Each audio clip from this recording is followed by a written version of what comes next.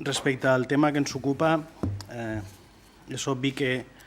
és un tema que no és únicament d'abast municipal, sinó que pertoca a la història d'un país, a la tradició de molta gent, i des del nostre punt de vista arriba tard, arriba més de 40 anys tard des que es va fer l'anomenada transició democràtica a l'estat espanyol. Nosaltres, des del punt de vista positiu, creiem que hem d'aprendre de les errades passades,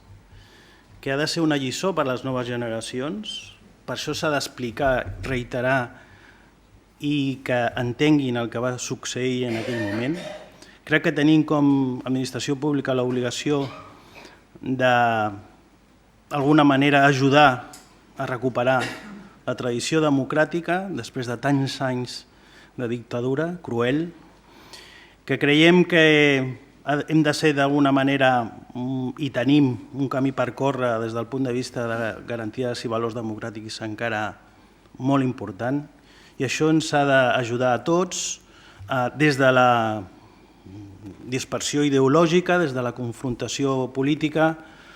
però que la guerra mai es torni a produir i que això, en bona part, en un petit reduït poble com és Castelldefels,